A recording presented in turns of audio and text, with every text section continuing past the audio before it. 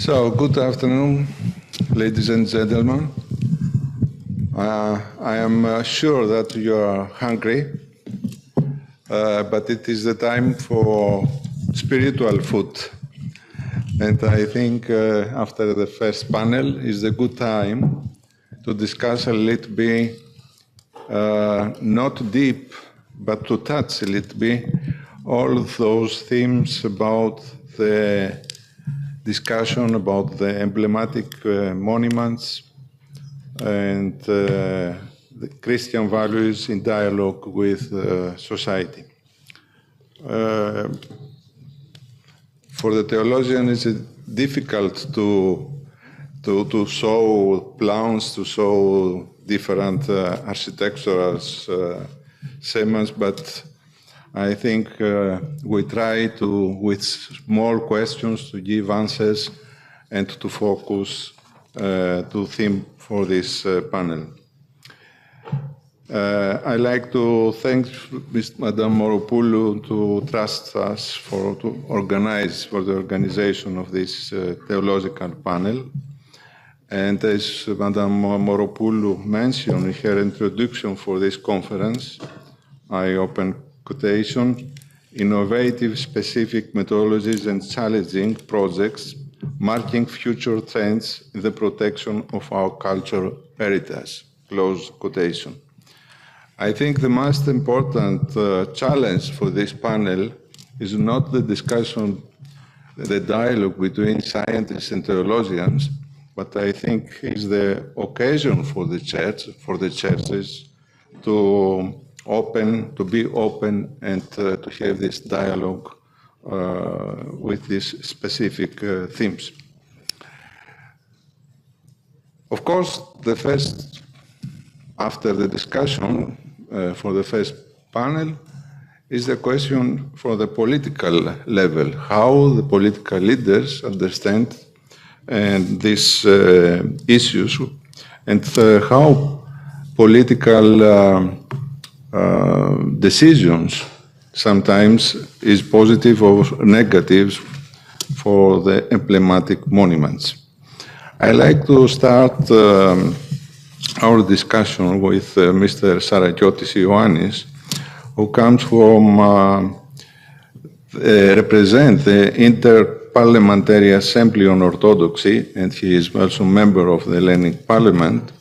I like to say this institution is very, very important, not only for Greece, but for all Orthodox parliaments. And I think now there is an open also for other religions. And this institution started in 1993. And the initiative is to support Orthodoxy in its social, historical, and spiritual sense. It is very important to have this dialogue with the political parliamentarians. But the other most important initiative coming from the Interparliamentary Assembly on Orthodoxy is in 2020 published the volume Hagia Sophia, the Churches of the Windows of God around the world. And that was a political reaction to the unilateral decision of the Turkish authority to change the status of the Hagia Sophia in Istanbul from a museum to mosque in July 2020, as I said in the beginning. I like to welcome Mr. Sarakiotis. I'd like to give the floor and to explain a little bit this dialogue between the Parliament and the Orthodoxy and the religions. Mr. Sarakiotis speaks in Greek, and you can follow the text in English. Σας ευχαριστώ θερμά. Επιτρέψτε μου εκ προημίου να εκφράσω τις θερμές ευχαριστίες μας για την τιμητική πρόσκληση προς τη Διακοινοβουλευτική Συνέλευση της Ορθοδοξίας προκειμένου να συμμετέχει σε ένα τόσο ξεχωριστό και κυρίως επίκαιρο συνέδριο. Οι χριστιανικές αξίες βρίσκονται στο επίκεντρο της προσοχής και της δραστηριότητας της ΔΟΥΣΟ ήδη από τις απαρχές της ίδρυσής της το 1993. Μας έχει απασχολήσει έντονα σε ποιο βαθμό ο πολιτικός λόγος και η πολιτική συμπεριφορά γενικότερα διαμορφώνεται και επηρεάζεται από τις θρησκευτικές αξίες και δι' τις χριστιανικές αξίες.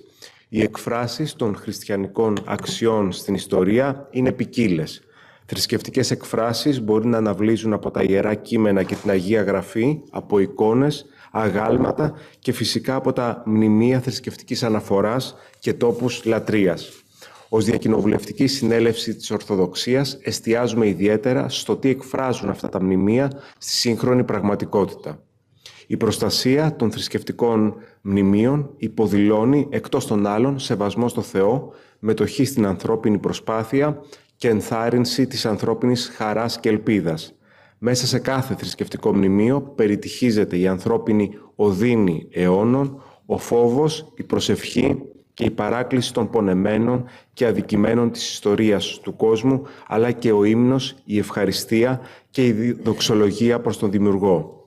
Σεβασμός προς το θρησκευτικό μνημείο υποδηλώνει σεβασμό προς τα συσσωρευμένα από αιώνες ανθρώπινα συναισθήματα.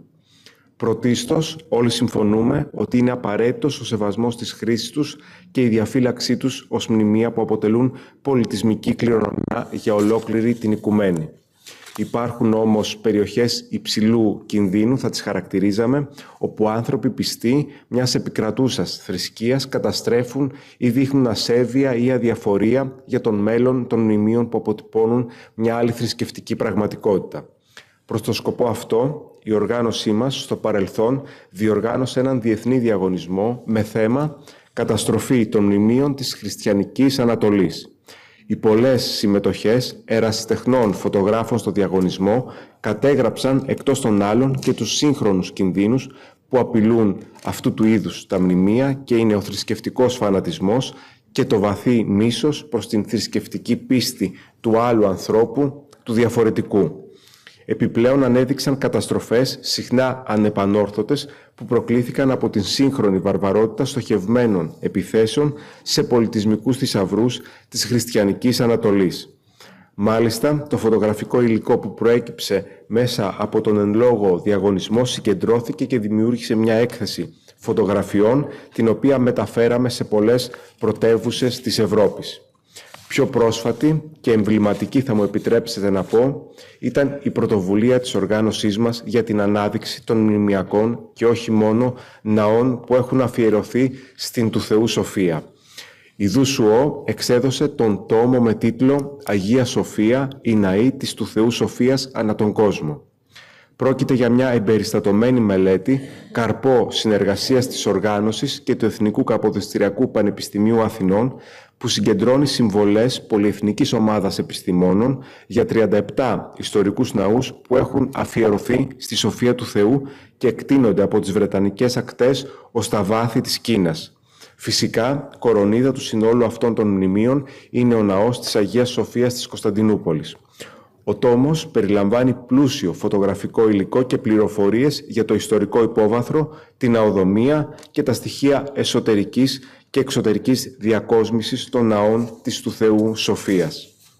Η παρουσίαση της εν λόγω έκδοσης πραγματοποιείται στο πλαίσιο της Διεθνούς Εκστρατείας Ενημέρωσης που έχει αναλάβει η ΔΟΥΣΟ μετά την ανιστόρητη και προκλητική απόφαση της τουρκικής ηγεσίας να μετατρέψει τον ναό της Αγίας Σοφίας της Κωνσταντινούπολης σε τουρκικό τέμενος τον Ιούλιο του 2020.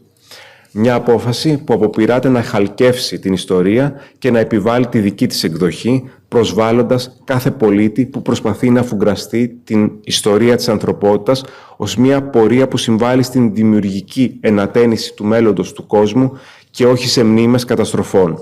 Με μεγάλη δυσαρέσκεια γίναμε μάρτυρες μιας ακόμη ενέργειας πολιτιστικής βεβήλωσης βυζαντινών μνημείων από την γειτονική χώρα μέσα από την μετατροπή της μονής της χώρας σε τζαμί.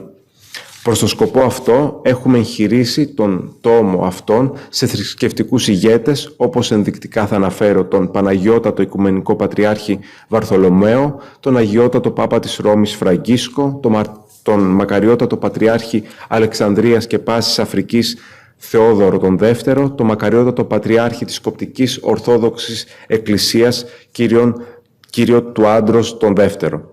Απέναντι στην παραχάραξη της ιστορικής αλήθειας, εμείς προκρίνουμε τον επιστημονικό λόγο και την τεκμηρίωση, δείχνοντας στον σημερινό κόσμο τον δρόμο για συνεργασία και καταλλαγή, προβάλλοντας δίκτυα ειρήνης μακριά από πολεμικές κραυγές του παρελθόντος, αναδεικνύοντας το δίκαιο αίτημα για σεβασμό ενός εκ των σημαντικότερων μνημείων συνολικά του χριστιανικού κόσμου αλλά και της ανθρωπότητας.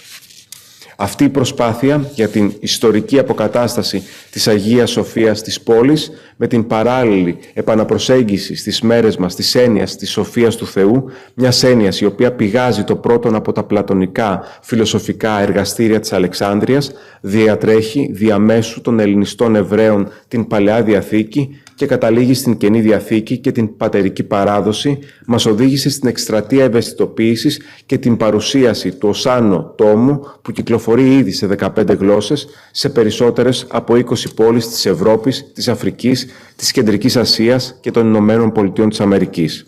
Με τον τρόπο αυτόν επιδιώκουμε να διατηρήσουμε την ιστορία ζωντανή και αναλύωτη. Με αυτές τις σκέψεις θα ήθελα να σας ευχαριστήσω και πάλι και να ευχηθώ κάθε επιτυχία στη διοργάνωση του συνεδρίου. Thank you very much. Thank you very much. Ευχαριστούμε πολύ for your contribution. I think you have some volumes here. Έχετε φέρει κάποιους. Ναι. You can see the break some of these volumes who are very, very important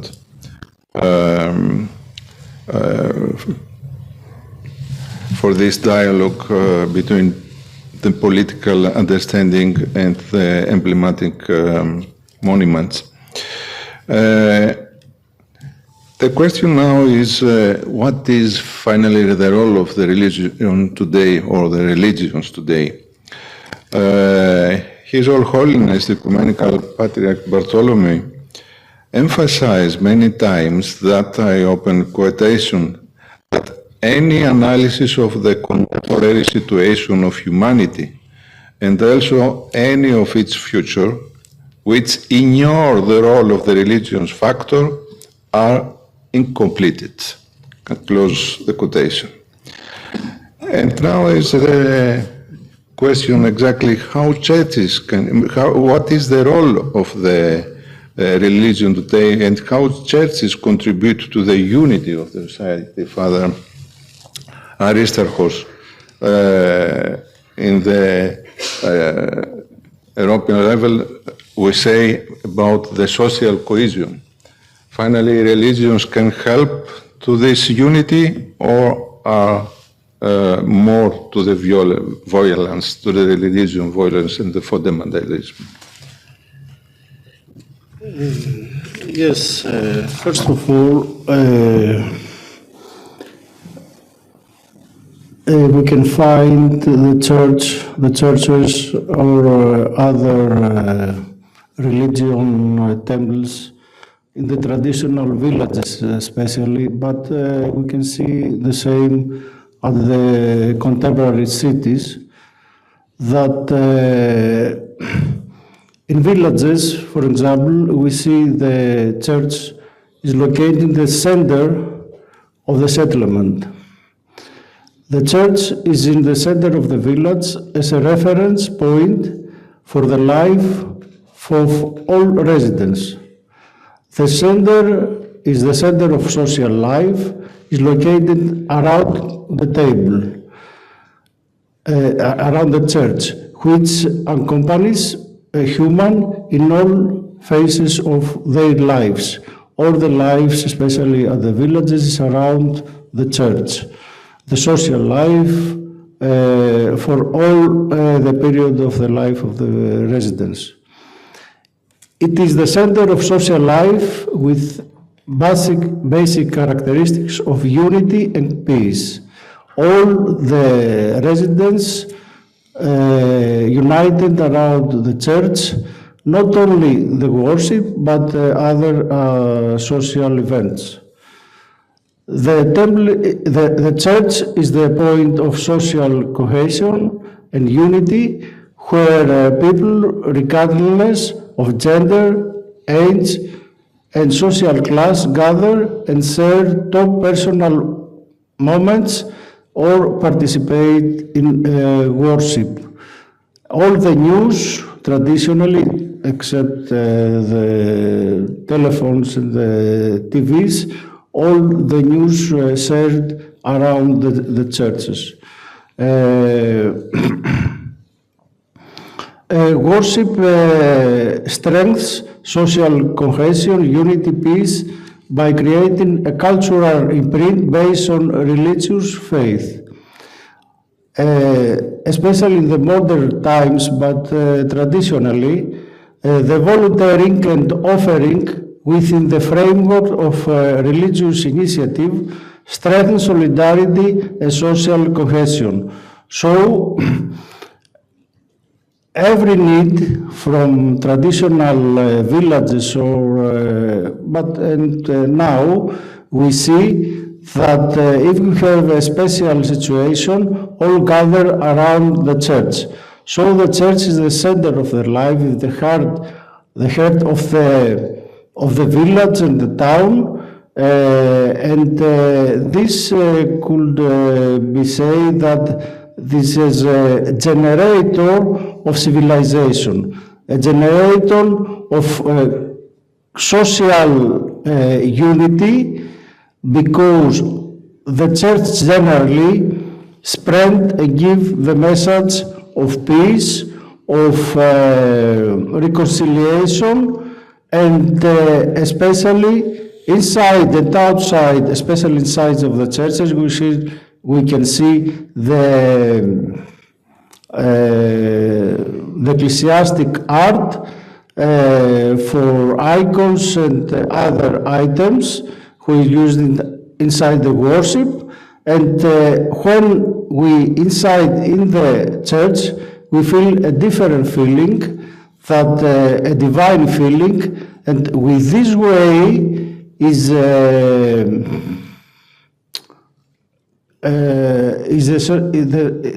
daily life for the people, and is a very important point to find ourselves. We can see in the contemporary time, in the contemporary era, that the most important thing is how the people find ourselves. So inside the church, everyone can find and see inside themselves, and with this way, if we make this, we can have better relations with others.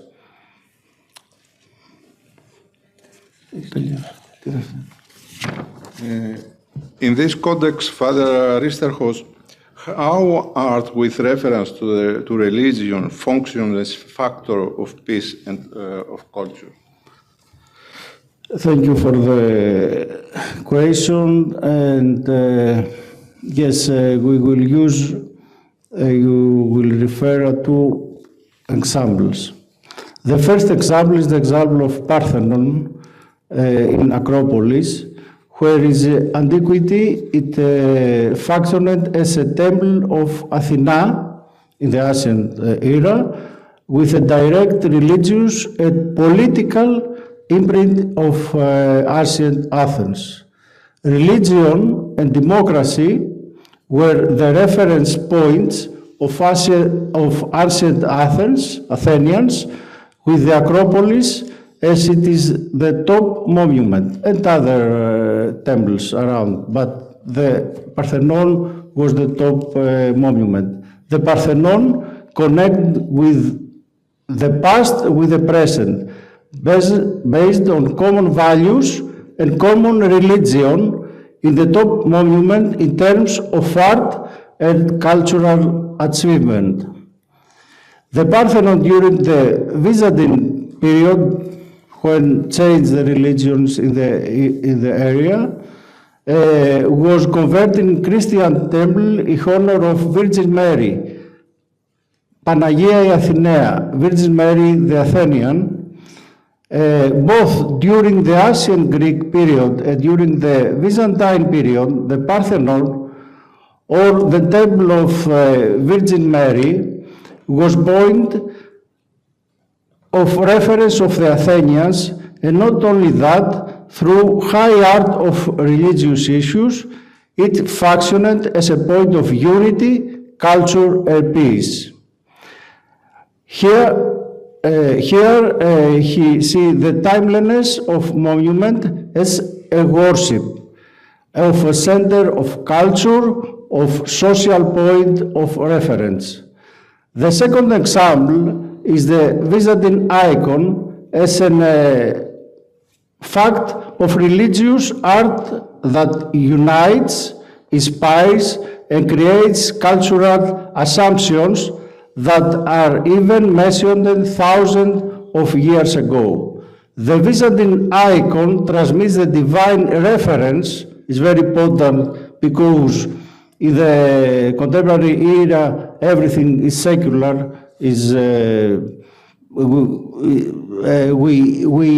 think with the secular way, but it's important to see and our identity to have a reference at the God of human with a specific style almost and changes over the centuries and creates cultural models of the past, present, and future. The specific icon we can find 5, 6 centuries ago, but in this icon we pray and today. This is a very important issue. This is a living tradition. It's not a museum item, but this is living, this is a life, this is a life of each of us. The Byzantine icon has an international and timeless reference to spirituality as a point of inspiration and cultivation of human. The church and the art inside the church, not only the icons and other items of worships and singings are the same, but don't change the feelings. The feelings is very powerful and inspire all the people, all the believers inside the church to reconcile with others, to inspire with the holy grace of the God, and to hear inside in this in the worship the words for the God, and with a different direction we hear, we see, but we give our needs at the icon or inside the church. So this is the union for the humanity. Inside we see the union of ourselves, but the union of the community. And the divine energy inside the church unite all of us and all the people, all the believers, to reconcile and to unite with the divine protection, not the secular protection. Because everything in these days, everyone, the thinking is with the secular way. Through the ecclesiastic or religion art, inside the church, we have the connection with the God. The God is the Father of all. I don't say to speak about this, but I try to explain how it works inside the church, the art, and how it functions inside the society, and what is the values of equality. Everyone inside in the church is equal, except the gender, the age, the color, everything. Thank you.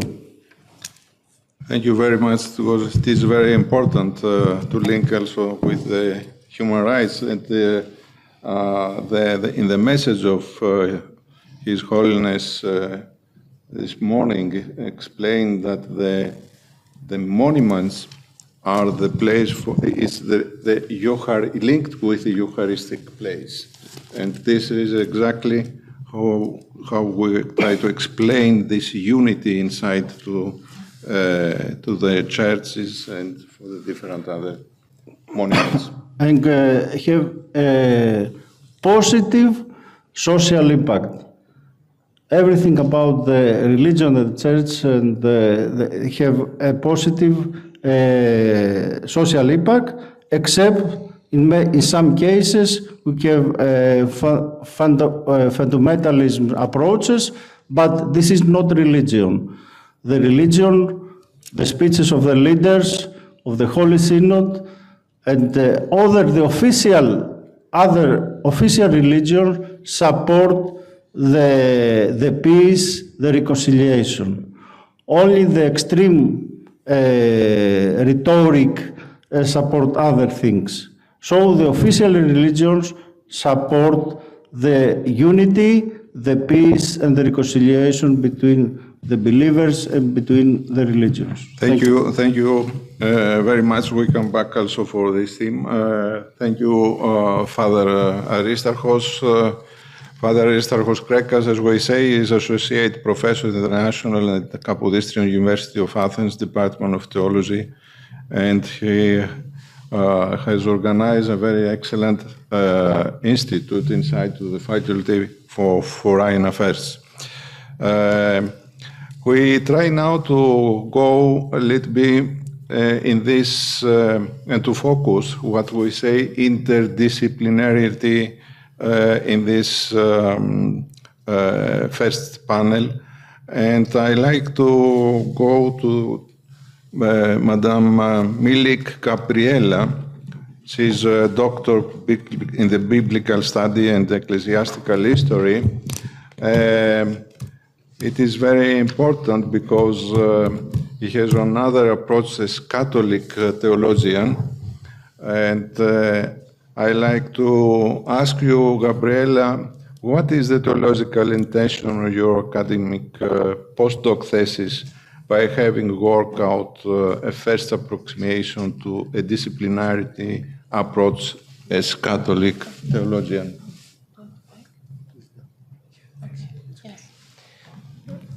Your Most Reverend And if you like Excellencies. to continue your reflection, to not stop, to give some examples how the church in Jerusalem and this emblematic monument can help us in the ecumenical and the interreligious dialogue work. Exactly, yes. Thank you so much. Your Most Reverend Excellencies, Reverend Fathers, dear distinguished guests and experts, and very honored and esteemed President, Professor Emeritus, Dr. Antonio Moropoulos, thank you for giving me the possibility to talk to you and to introduce to you my postdoctoral thesis. It is on the topic, the Holy Tomb of Christ and the mystery of the bodily resurrection of our Lord. And I thank very much Dr. Combas for the questions in the panel, which I would like to give you briefly now with a PDF presentation. First of all, I would like, I need a microphone. Yes. First of all, I would like to start. Yeah, I did already. A little bit louder. Yes, it's okay. It's okay. Okay, all right. So first of all, I would like to start with a word of His Majesty, the King Abdullah ibn al-Hussein of Jordan, when he was in the year 22 at the podium of the United Nations, and he defended the Christendom with his words, Christianity in the Holy City is in danger, and this must not be continued. To his statement at the UN, the patriarchs and heads of the churches in Jerusalem responded as follows. We, the patriarchs and heads of the churches in Jerusalem, express our utmost gratitude and appreciation to His Majesty King Abdullah II of Jordan, the Hashemite custodian of Christian and Muslim holy sites in the Holy Land, for his true and honest description of the Christian reality in the Holy Land, especially in Jerusalem, during his highly respected speech at the General Assembly at the United Nations on the 20th of September 2022. We also applaud His Majesty's public commitment to protect our community's historical and legal status quo thus preserving our safety and future. His Majesty's spearholding efforts to ring the bells of warning over the deteriorating situation of Christian basic human rights sends a strong message to the world regarding the clear and present dangers surrounding the Christian heritage and presence in Jerusalem and the rest of the Holy Land. We call on the international community as a whole and all peace-loving people around the world to act upon His Majesty's warning addressed in his United Nations speech, the patriarchs and heads of the churches in Jerusalem. I think it's so very important that I have given now a citation of this important statement that we can now follow the reason of the setup of a postdoctoral thesis, even in Catholic theology, on that topic. Yeah? This is a thanksgiving to the Church of Jerusalem. Speech in English.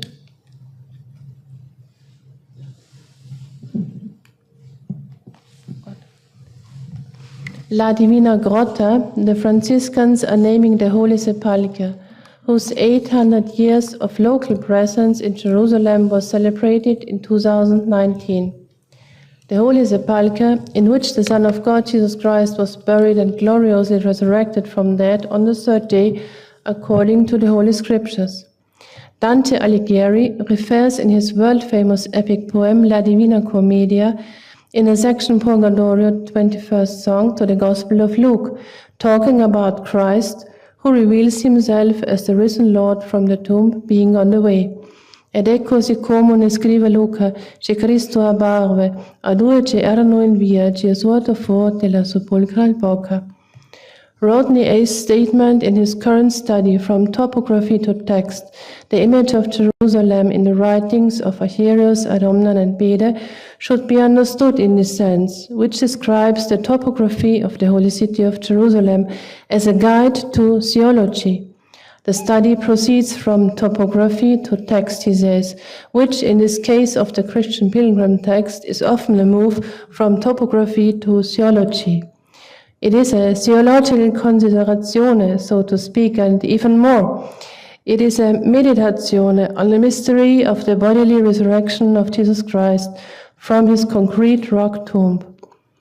To the effort to initiate a further inter- and transdisciplinary orientation with this theological study is based on impulses from the content of the Common Agreement on the rehabilitation and restoration of the edicula, which was signed on 22nd March 2016 by the Greek Orthodox Patriarch, the Custos of Custodia Terra Sancta, and the Armenian Patriarch of the Armenian Patriarchate of Jerusalem, according to the status quo. The most important sentence I would like to quote: the opening to transdisciplinarity with the scientific world of history and archaeology was established at public dialogue with the Israel Antiquities Authority, the International Conference on Art and Archaeology, and the School of Archaeology at the University of Oxford. The encouraging words of the esteemed Franciscan expert from the Holy Sepulchre, Father Eugenio Aliata, are remembered and keep the spiritual sense of tradition alive. According to Aliata, most Franciscans are looking to learn rather than to prove particular stories. Holy sites are not abandoned simply because excavations didn't turn up anything. We never abandon tradition, Aliata said. The stories could be proven or not proven, but religion is based on tradition. In particular, in this conference paper, there are two chapters, Chapter 4 and 7 in the postdoc thesis with the National Technical University of Athens material under the academic conductment given by highly esteemed Professor Antonio Moropolo,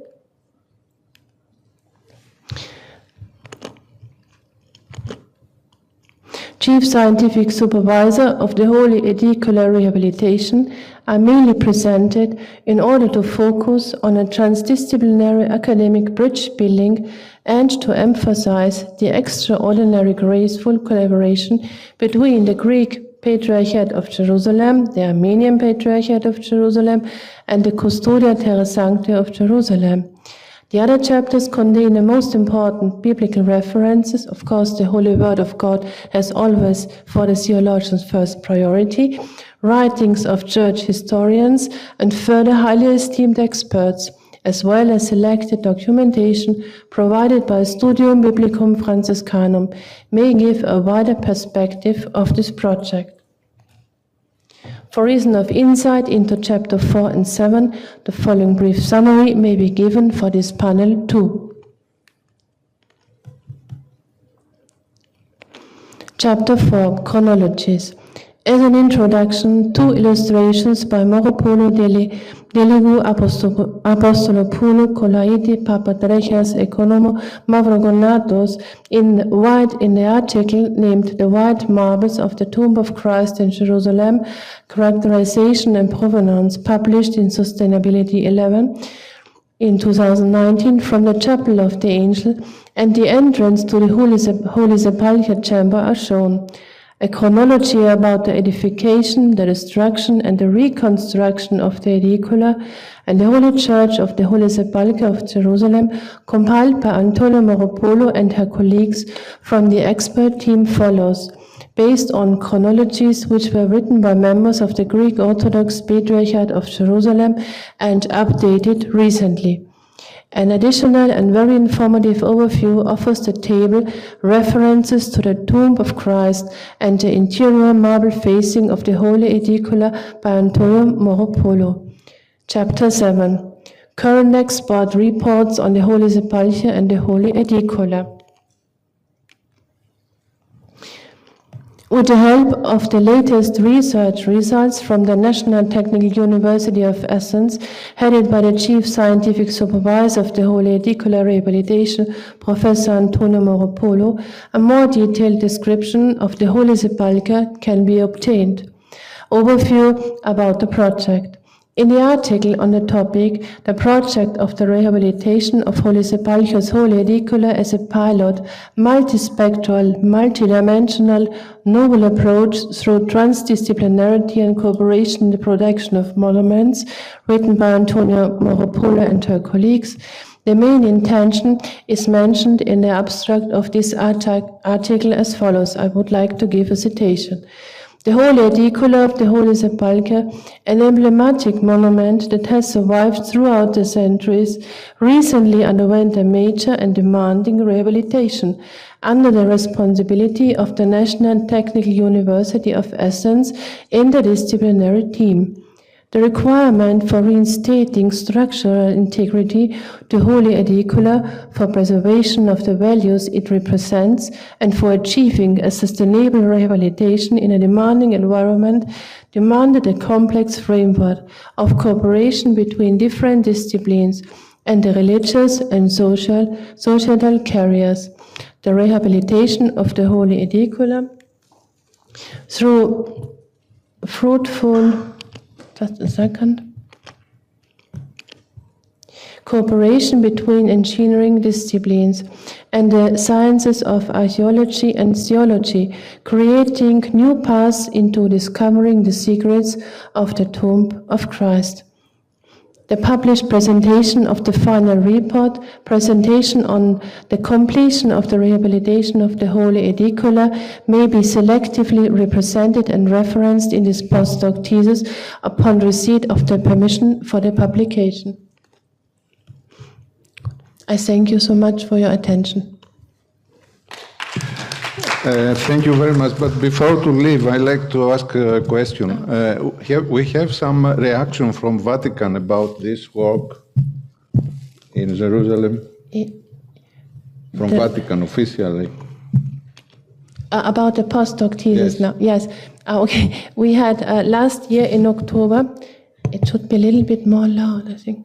Okay. Yeah. Last year in October, we have organized with the grace of the permission of the Vatican in our local church in Austria, in the Archdiocese of Vienna, the first academic study conference on that topic, on the Holy Tomb of Christ.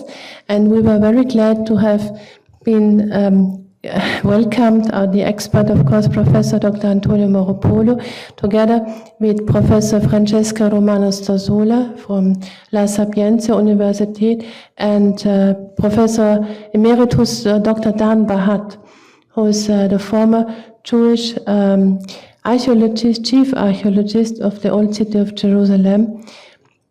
And all three experts were coming and gave their keynote lectures. And for that reason, on this occasion, I would like to thank again also to Professor Mauropoulos for a very kind lecture. She gave a brilliant keynote lecture. Thank you very much for this information. I'd like to continue a little bit about what it really means cultural diplomacy, because also in the first panel we start to discuss a little bit this. You can sit. Thank you. And we're going to the young generation, Madame Karathanu Konstantina. She's an archaeologist and she works in the Ministry of Culture of Greece.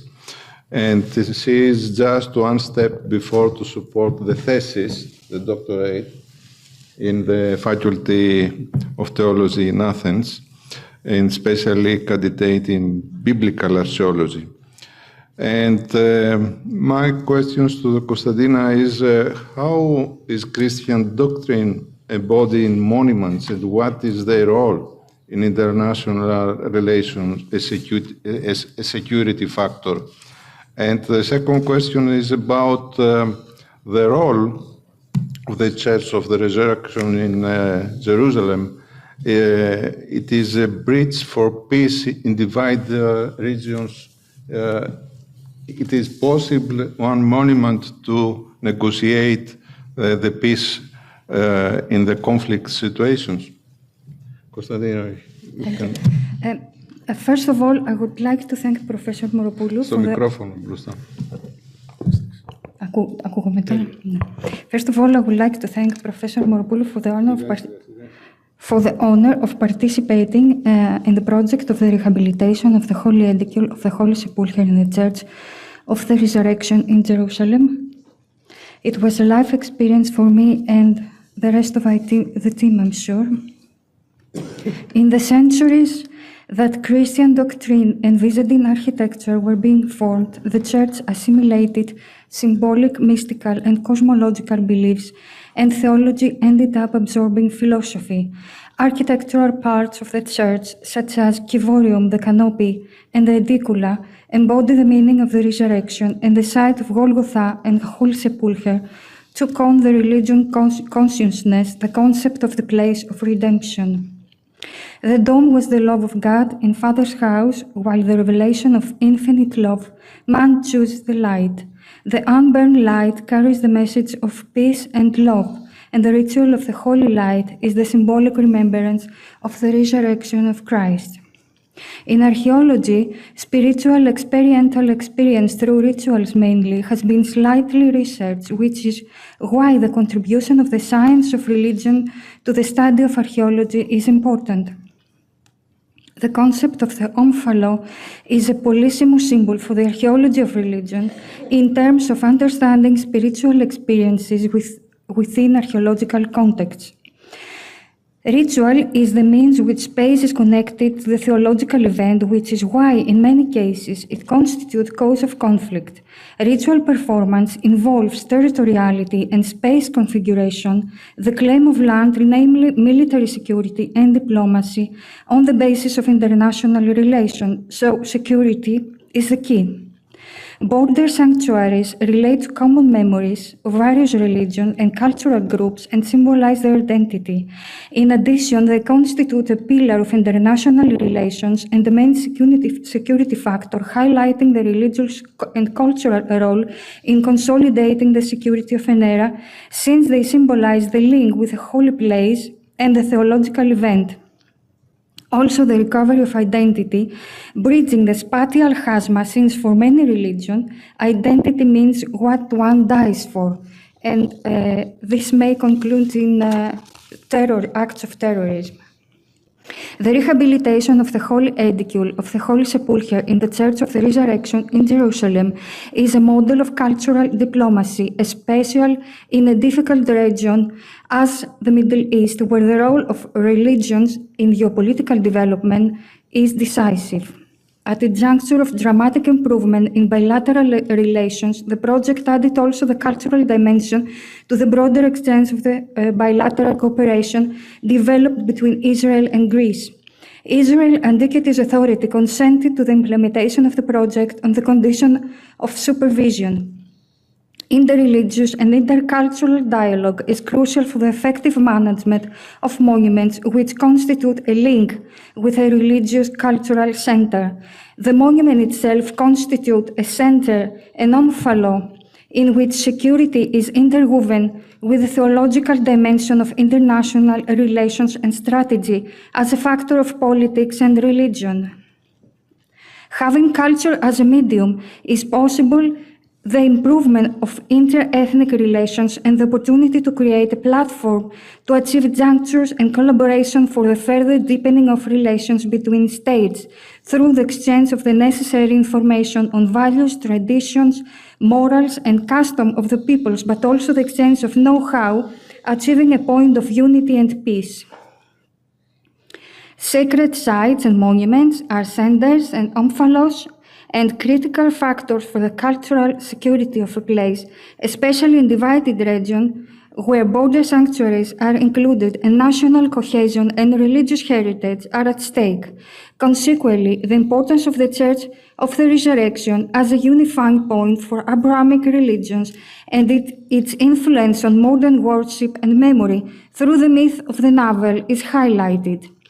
In the context of interfaith dialogue for the implementation of the project as a historic milestone, led by Professor Moropoulou and the Patriarch of Jerusalem, Theophilus III, the practice of cultural diplomacy became evident as its manifestation leading to the resolution of conflicts and peace building, contributing to the religious freedom and coexistence, since in addition to being interreligious, the dialogue also contained the interdisciplinary dimension with a theological, cultural, and technocratic character.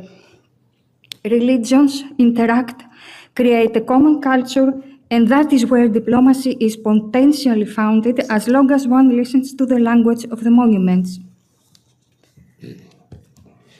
Thank you. Thank you very much. I know you are a member from the group from Madame Moropoulou in Jerusalem. May I ask your feeling? How was all this experience? I don't know. I cannot describe it. I mean, it was like we experienced a miracle every day. It's like we worked all night. It's like there was a presence among us that helped us to complete and achieve this difficult project. And thanks to Professor Moropoulou also. Thank you very much. It was very simply your answer, but very, very important. I like one other theme, I think, who linked with this emblematic monuments are the question about the tourism. The first panel was a discussion about the sustainability of the tourism, the alternative tourism, etc. And we know how many millions of persons visit all these emblematic monuments, especially in Jerusalem. And I like to, thanks to be with us, my friend Ioannis Papanagiatopoulos, professor in the National and Kapodistrian University of Athens Department of Theology in Theological Faculty School. And because he has this experience, I like to ask him, how can pilgrimage sites help connect religious heritage with today's society through religious tourism? And another question is, what are some good ways to promote Christian monuments through tourism while still respecting their spiritual meaning? Dear Professor. First of all, I would like to thank Professor Moropoulou for the call to take place to this very important conference. And second, it's happy for me. It's one very happy time to be with the director of this panel, Kostas Zorbas, because I remembered him and was many times the person we have in front of us, and we are looking for him for many things he has done for the Church of Greece and for the modern theology. And this is very important when you are young. But I have prepared some papers about this argument, but I would like to speak by heart, because I think it's more important to have answers in a real way and direct to the questions and the conditions about the religious tourism, and especially about religious tourism, because religious tourism is not something usual and not something easy to understand it without to go to the center of it, which is the faith. The faith is the center, and of course preserve and transmit religious identity. But identity, it's a position, and it's the result of a way of a travel of faith. The faith is personal, and the faith is something we have in common with the others in the service of the church, in the service of the liturgies of any religion, of course. And this is very important for us because they promote the way to understand the things. And of course, the places are not just landmarks, are a place of faith, are a faith of spiritual, are a place of serve for God. So, what is? It's just a way of understanding, but that it's a way to go and to create a dialogue and to create a dialogue between the people that are going there and the visitors, and of course to create a dialogue with the place, the landmark. It's a church or it's just a place of religion. It's a heritage. It's anything of this, and it's very important to understand how this dialogue is going on, and how we produce a basis of a real dialogue in a society. And I want to answer also to the second question, because this dialogue, it's very difficult, because if we are going just in a place which a church, and we don't go to have to respect the place, to respect that place is a church or is a mosque. It's not just the Christian heritage, but also the religious heritage. We have especially to the religious heritage a very good condition to understand it, because if we are in a way to don't understand that it's a place of faith, we are going to make a wrong. We are living in a community, in an international community, with many times the people are not going to the center of the question of the place they are going. That's why the religious tourism, it's not just a way to be happy or to go somewhere to make a travel for tourism. It's a place we are going to have something deeper, to go to a memory, to go to the faith of community, to understand the culture, to understand everything. It's about this place, and to connect it with us. And of course, I return to the identity, because the identity is the main question of our time.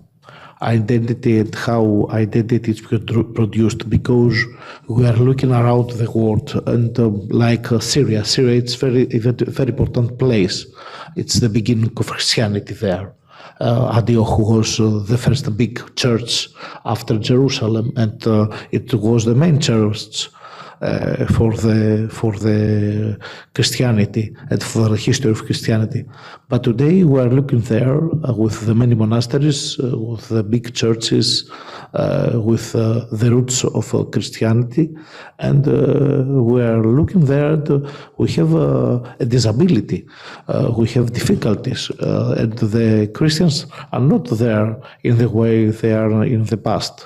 And of course, we have many cycles in the time how they are with in Islamic world. But today we have a bigger problem than we have in the past. That's why the religious tourism it's something very important, and especially for our country, because in our country. Produce, I think, a way of peace. It's a peacemaker, religious tourism. It's a peacemaker because there we have the freedom to understand and the freedom to connect the people. You see at Mount Athos, there are not only Christians, they are going there. There are going also Muslims, they are going from other religions. Why they are going? Why they decide to go to Mount Athos? And if we want to answer the question, if we want to go beyond the problems and beyond the question why the people they want to go in such places, such famous landmarks, I think the truth is that the people they want to take care of the roots and to understand the roots of the faith and to return to themselves. Because religious tourism is not just a travel; it's just not just a travel for the typical touristic travel. It's a travel to inside ourselves. So that's why I think it's very important. And of course, for us in theological school, it's also very important. For this reason, we are making a new postgraduate program in religious tourism, an international program in religious tourism, because we want to organize everything about this and to give the knowledge how we produce such an important thing as a religious tourism. Thank you. Thank you very much. Just a question, if there is some statistics, we have the first model of the tourism. I don't like to say touristes. It is philoxenumeni, hospitality. I put this in this way. We have the first mass tourism. There only was the sun and to be near to the beach, etc. You think that the new generation now prefer to choose these different themes of the alternative tourism? For example, religious tourism is something important for the new generation coming in Greece? Yes, this is a very important question because we have very good statistics at the Balkan countries. I'll give you an example. Romania. Romania is a very important country for us because also they are Orthodox, and they are going. The last years they are going to Greece and also to Jerusalem. They're going to send to holy places, holy land. Very usual. They have also they say religious tourism. They give them money, and they use it also in Jerusalem. Now, because of the war, they are going all together to Mount Athos. You know, the last months we have a real problem there because every day we have more than 1,000 Romanians. They want to go inside to Mount Athos, and it's very difficult for the monasteries to give them hospitality. This thing it gives us a small icon of the numbers. it's a very more small icon for the numbers, but the whole icon, it's looking us to understand how many from the Balkans are coming at the summer, not only to Mount Athos, to Meteora, to Crete, to Peloponnesus. In every place, they're coming Orthodox people. They're going, everybody going to the church, of course, to the famous landmarks like Tinos. Tinos is a very lovely place for them, and so that's why I think that the future, when we are going to have a peace between Ukraine and Russia, because there are the most part of the people that are interested to come to our country for religious tourism, the outside travelers, and that's why I think that we must prepare for the future. The future is going to be more interesting, and it would be more market interesting for us. That's why I think the religious tourism is a remarkable thing for everybody, and especially from the Greek tourist products. And I think that it's very important to give to it a very positive meaning and to understand how important for us. And that's why I think we must prepare the people that are going to working, because it's not there's not only the hotels. The important is in the church. It's how the priest, the people that are working in the church, in any church, in any pilgrim, to understand how to speak, how to organize the people. It's very important to organize how the people are going inside the church, the way they're going inside in a monastery. All of this is very important. We must organize it and to teach the people they are working, the priest, the layman, everybody, to understand how important it is and how must have a common way to take a wave in the future, because I think at the future we're going to have a wave in this touristic product like religious tourism. Thank you very much, Professor. And we go now to the last panelist, coming from Serbia, but he lives here in Greece. He is ordained by the Patriarchal of Serbia, Irenaeus, and he is member now of the clergy of the Archdiocese here in Athens. Father Nenad is member of different international associations linked with the protection of the monuments.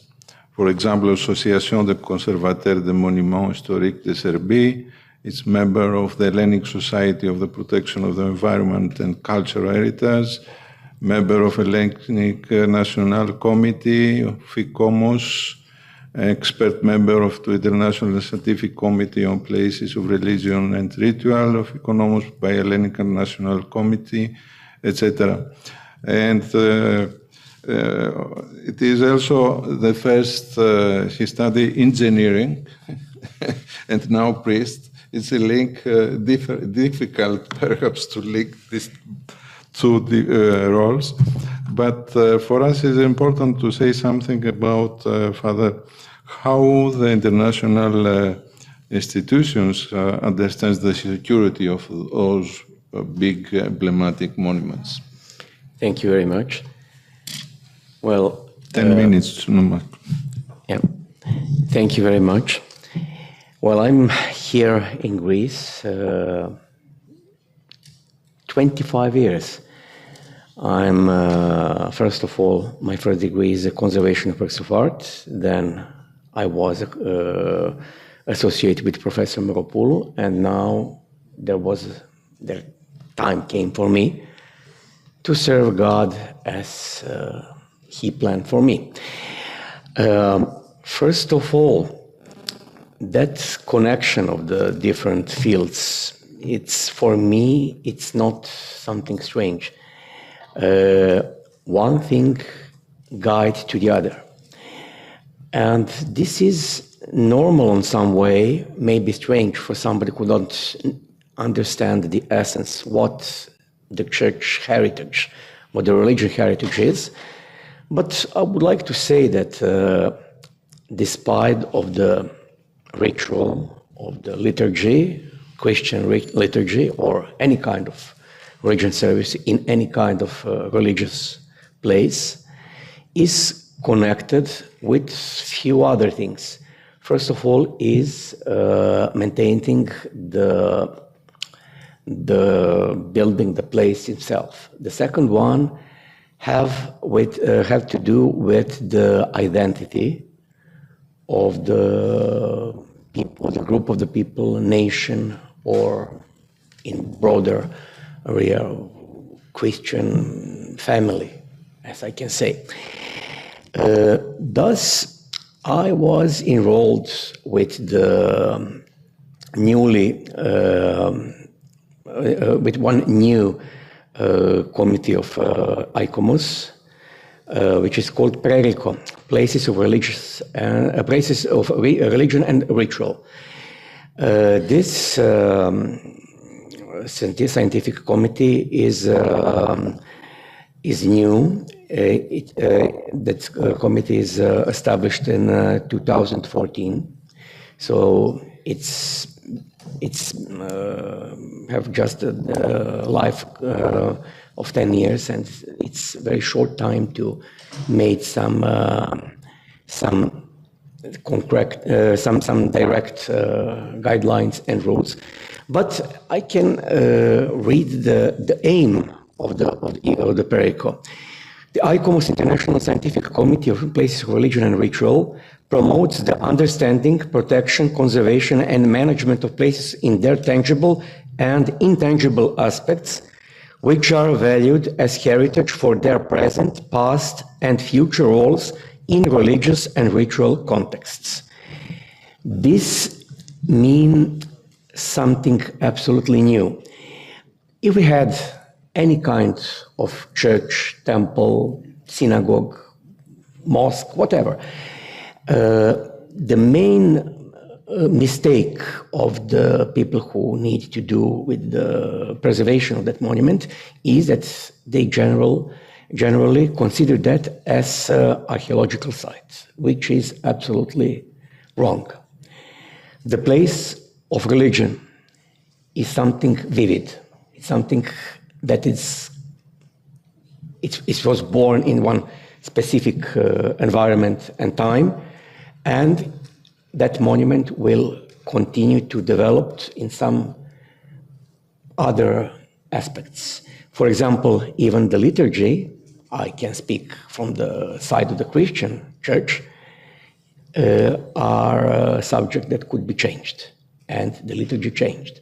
The liturgy of the 10th century, it's not the same as the liturgy that we serve today, or the liturgy of the 8th, or the liturgy of the 5th, or the 2nd century.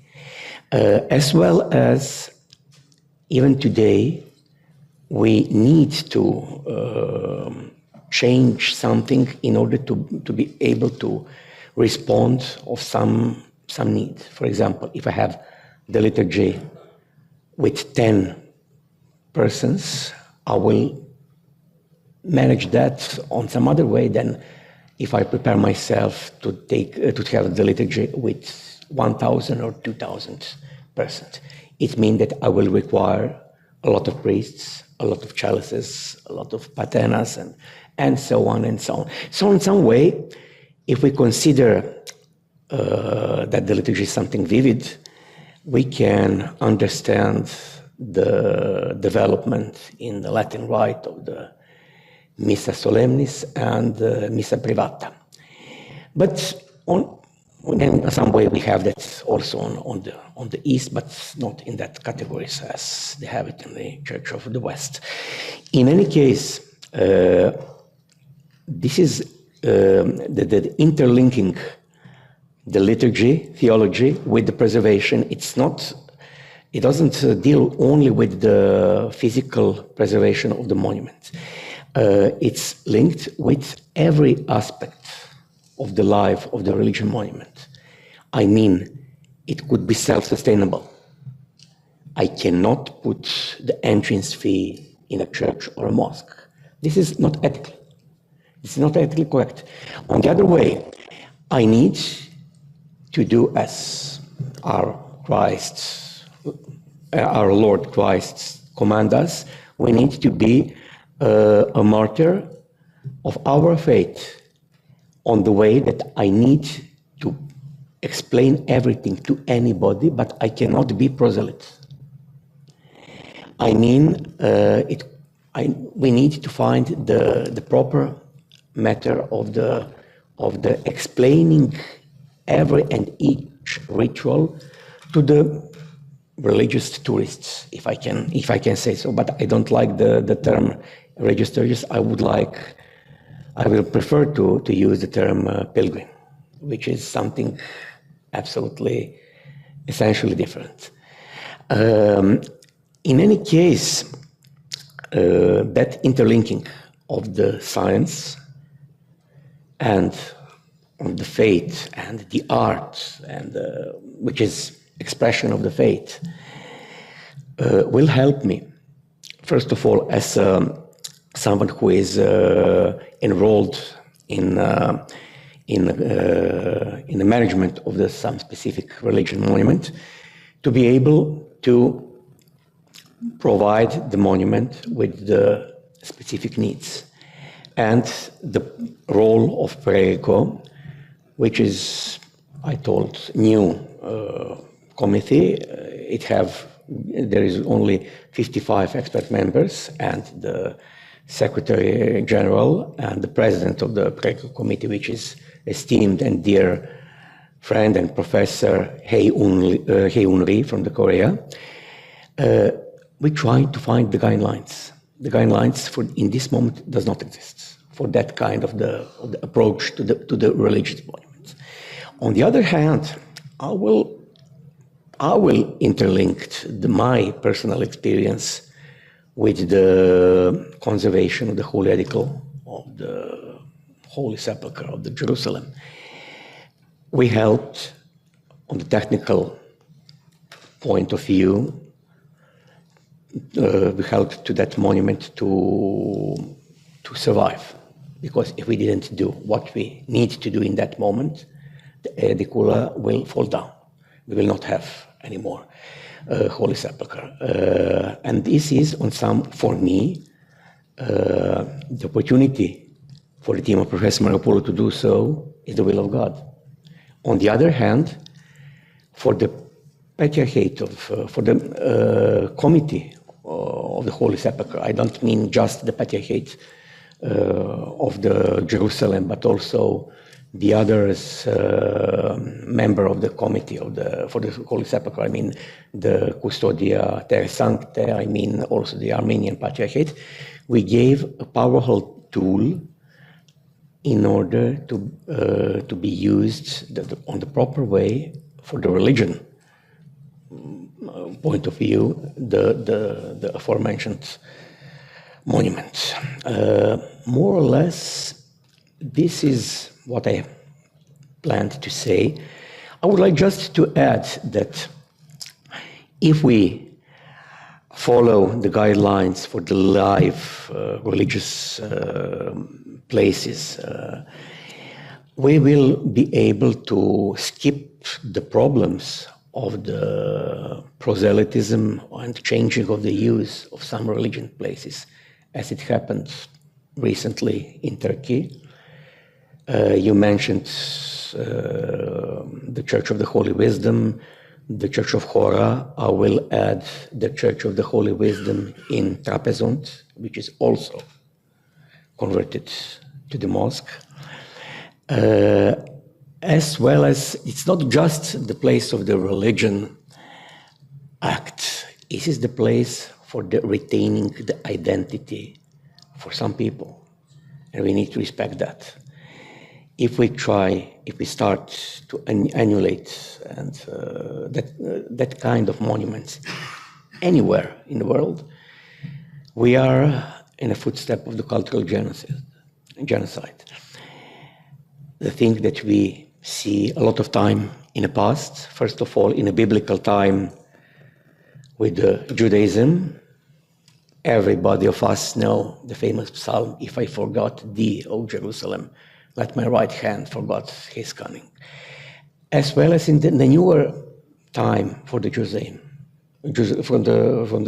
Judaism, as well as the monuments, the destroyed monuments in Pakistan, destroyed monuments of Armenia, and maybe one of the last cultural genocides in the European field, the endangered and destroyed monuments in the province of Kosovo, which I'm specifically, it's known specifically to me because of my Serbian origin. Thank you very much. So,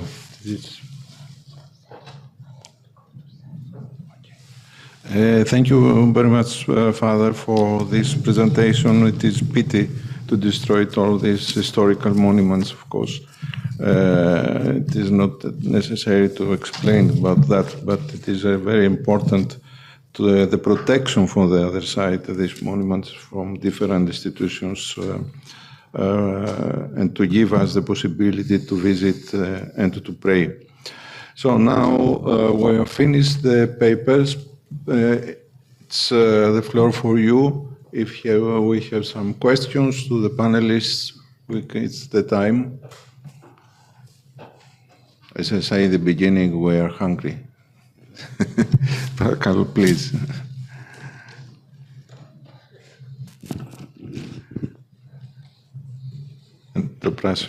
I think I can now. Thank you for the very interesting conversation. I'm Antonia Lambropoulou. I'm a member of the interdisciplinary team that was led by Professor Maropoulou for the rehabilitation project in the Holy Sepulchre. And I would like to make a question to realize that, not to realize different, to find the added value from the project of rehabilitation of the Holy Sepulchre to the Evlogon project. So in the project of rehabilitation, we had this transcutting of theology. We had the discussion with the theological scholars, even from the very beginning. The way we understand the difference is that in the Evlogon, we also have the participation of the church, not just the theology, but we have the church in the dialogue. So this participation of the church, we had some approaches regarding religious tourism from Nanad as well, on how the priests can help the advancement of this dialogue. But what is the added value? What do you think that is the added value of the church and its leaders in this project? Not just for the integrated governance as it was in the rehabilitation project, but for the Evlogon project regarding 3 different monuments, one of which is not actually working as a church. Thank you. As you see, we don't have church leaders here to give the answer. But of course, if there is some of the panelists to Father. Well, thank you very much for the question. I mean that the vital importance is to educate the hieresis, the one who will manage, the manager of the religious site. It's absolutely the same if we speak about the priest or imam or whatever, that they need to follow some guidelines. This is the problem, that direct guidelines doesn't exist yet. We need to put them. And us from the side of using the religious site, as well as we need to train them to be able to recognize the danger from the technical point of view, and that they will be able to call help as in a moment when it could be needed.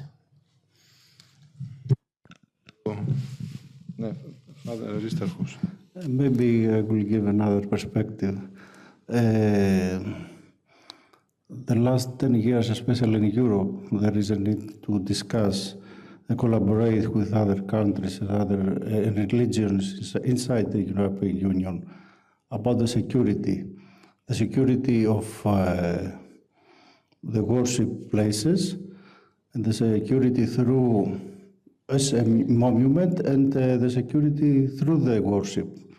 So, with this way, there are a lot of initiatives inside the European Union, different countries, to communicate the different religions inside, for example, in Athens or other, to exchange experience between the different religions from the leaders of religions, the priests and rabbi and imams.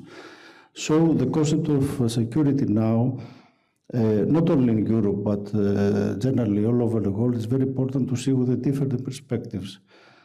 The security of rehabilitation, the structure, the building, the security of how Mr. Panagotopoulos have negative examples, some close to Greece, when a monument open to pilgrims, maybe we see some distractions inside the monument. So the security issues generally, if we see with this way, with a different perspective, enhance and the need for respect of other religions, respect the monument, respect the civilization, because in some cases you can see in one neighborhood to see a mosque, a synagogue, a church for Orthodox or other denominations. These monuments are there for hundreds of years, and this is a paradigm, good example for reconciliation and peaceful coexistence. So we need to see to secure this tradition inside our souls and in the community, in the society. So we need to respect, to understand, and share information, share culture, share experience, to protect the monuments as a live monuments. It's very important, and to give this tradition to the new generations. Thank you. I think we need education, more education, especially for the priests and the clergy who serves in these monuments. And the question is also not only the protection, but to understand how important it is for the people from different level and different religions.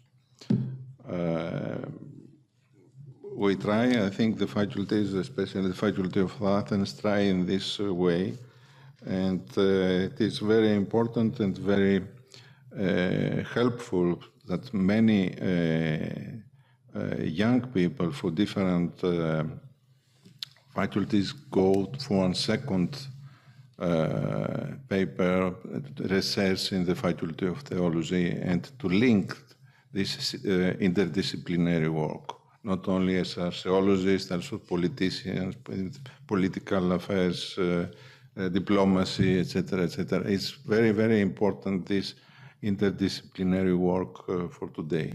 And I think it is important to go more and more and to sharing with the scientific people who work in this level these small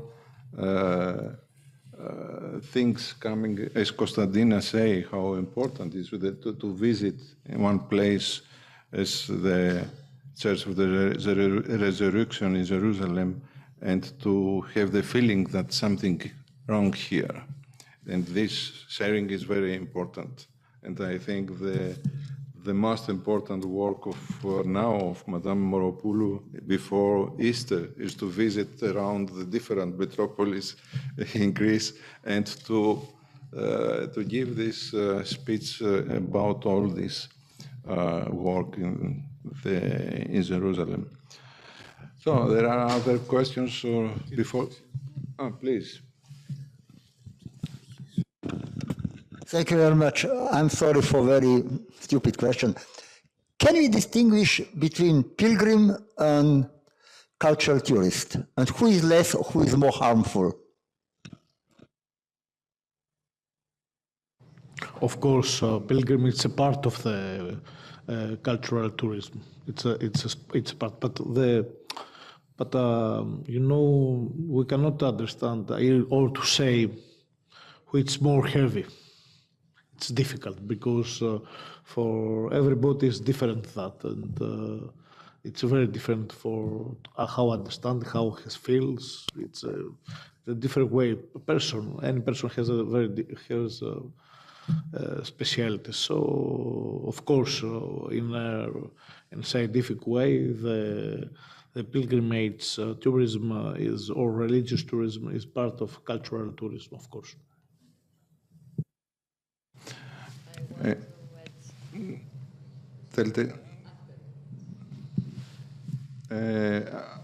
I think we must protect this alternative tourism because we have, for example, religious tourism, but I don't believe about that.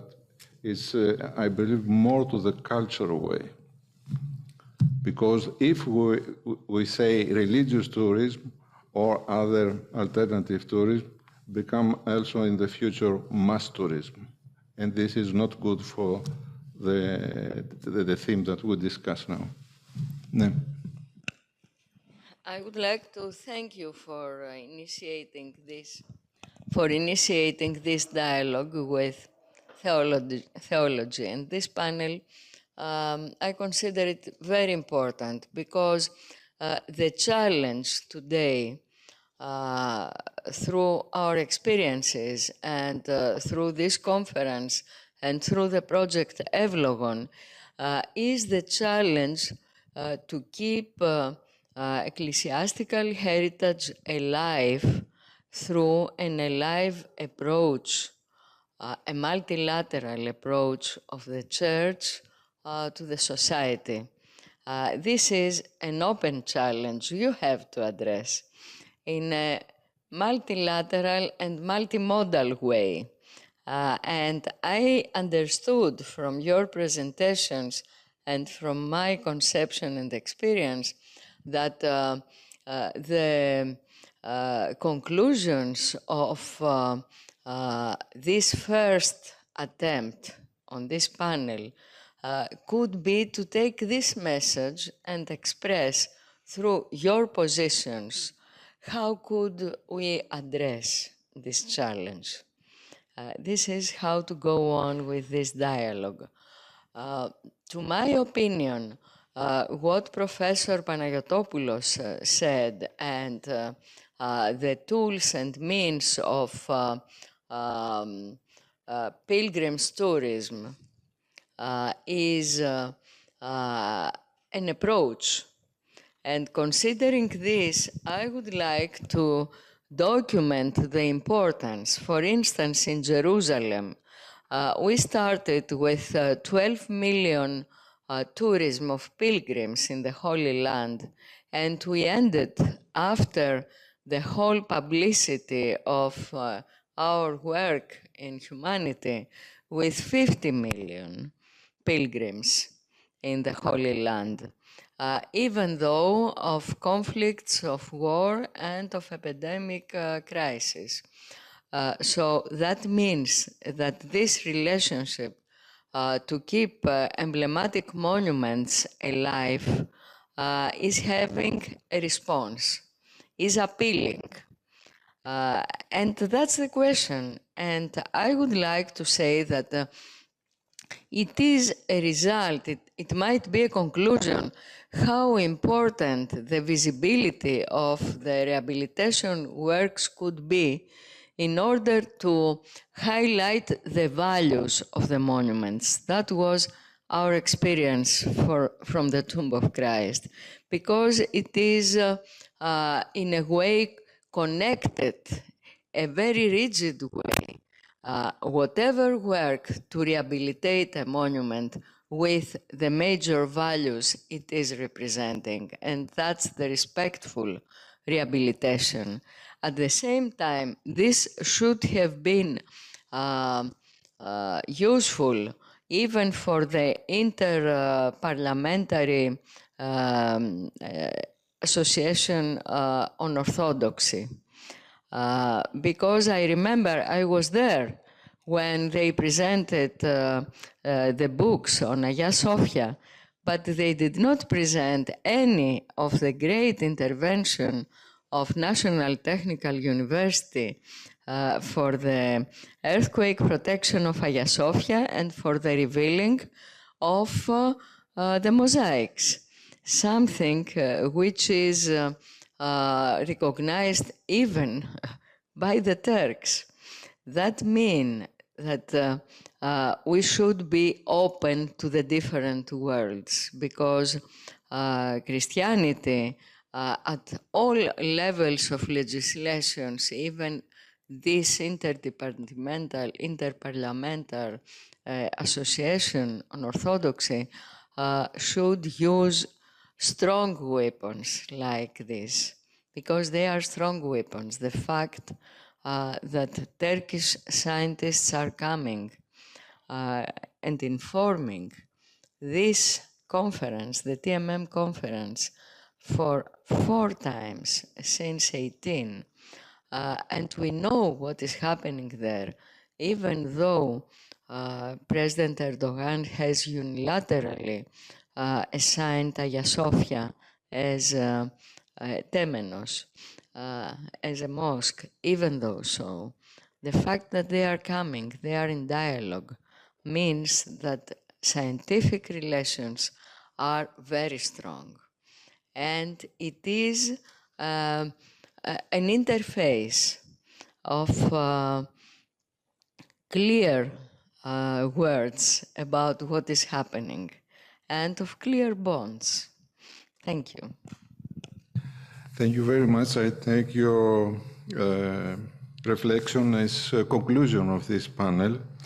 And just to say that really, especially I believe that the scientific have a strong voice today, not only in the level of the innovation and development, but also in the dialogue with the society and the religions. I believe that after this discussion, that is very important to share history, and all the monuments can serve as platforms for education and training, especially education for the young generation. It is very important for the future. And of course, we must emphasize here the role of the ecumenical patriarchate to advocate the peaceful dialogue among different religions, the non-violent resolution of conflicts, and of course, the development of a climate of reconciliation between